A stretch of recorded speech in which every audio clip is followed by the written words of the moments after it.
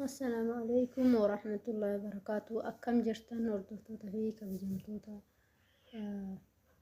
كنا هردفتوتا كيا لايكي في شير سبسكرايب نقول أرانتا نمو واي روزاتو روزا نمني بين جرو روزا نبيا يمن ترتي قرو قربيات قلتي قبية قلتي مو بالتجارة تجرتي يرو أما روزا أبام تجرتي ما تنسي الدوبويا قدر جرا كنا maatii roozaadha.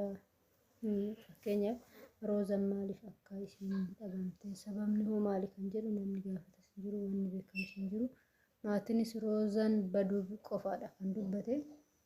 Namoonni waa'ee roozaan baduu isii kana icciitii keessa beekanis tarii jiraachuu danda'a. Maatiinis tariitii matoo tokko beekuu danda'a jechuudha. Kanaafuu warroonni roozaan maaliif baddee sa'ite warra jettan gabaabumatti maatii roozaa irraa wanta kana namni danda'u qulqulleeffatee hin danda'a jechuudha.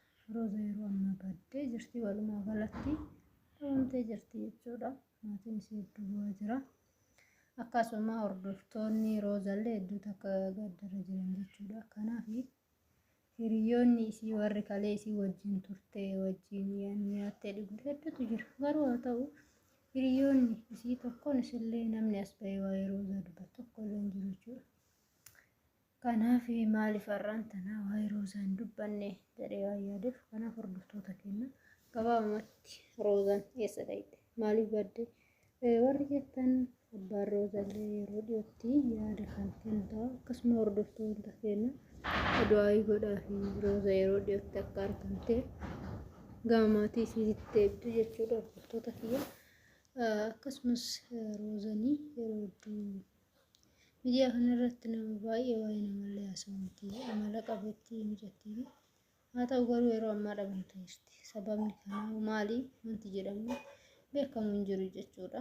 Haa ta'u garuu namoonni keessa beekan waa'ee du'aa isaa kanaafuu du'aa godha hordoftoota keenya. Roozaatu maaliif akka baddillee namni hanga ammaatti waa'ee isii babal'isee haasa'ee dubbate hin jiru jechuudha.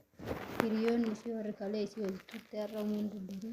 Kanaaf hedduu ulfaataadha jechuudha obboleeyyan kiyya.